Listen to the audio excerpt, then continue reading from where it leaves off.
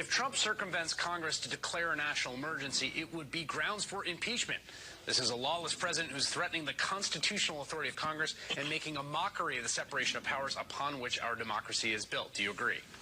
Oh, I absolutely agree. As a matter of fact, you know that I've been talking about impeachment for a long time.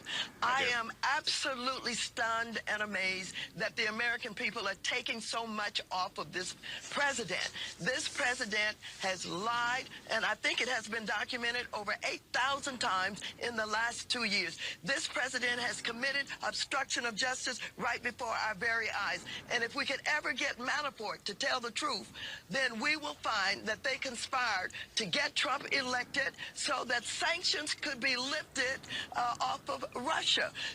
President Obama created these sanctions, placed them on Russia because of their invasion, basically, in Crimea, and they can't drill into the Arctic and do some of these things that they want to do. They don't have the equipment. Our allies are working with us to honor these sanctions, and this is what this is all about. The Americans have taken too much off of this president. He is dishonorable. He does not deserve to be president of the United States. As a matter of fact, he loves Putin. He loves dictators. He loves Kim Jong-un, talking about they're in love now. And so it's time for everybody to stand up, all hands on deck, to refuse this president these fake emergency powers that he'd like to have. Arrested at his home in Florida 3 weeks ago today, Mr. Stone has pled not guilty to 7 felony charges. He says he wants to go to trial. He says he is innocent of everything he has. One of the interesting things about Roger Stone's indictment right from the get-go was that on the front page of that indictment, prosecutors notified the court that they considered his case to have a sibling. They considered his case to be formally, legally related to this other case that has this case number that you can see here, 18 CR 215. That case is the Mueller indictment of a dozen Russian military intelligence officers. That case is the GRU indictment.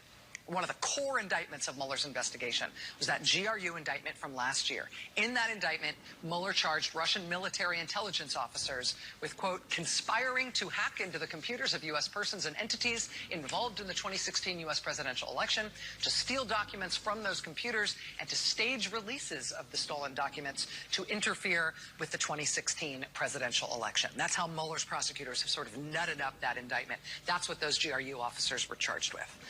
Now, stolen documents. So the same search warrant turned up the evidence that led to the charges against these Russian military intelligence officers, that they hacked and stole documents for release during the campaign. They used WikiLeaks as part of their distribution channel for doing that. That same search warrant also turned up the information that led to Stone being charged for lying to Congress about their investigation of, among other things, WikiLeaks. So that's Mueller's prosecutors today telling a federal judge in Washington, D.C., that they've got the communications between Roger Stone and Russian military intelligence.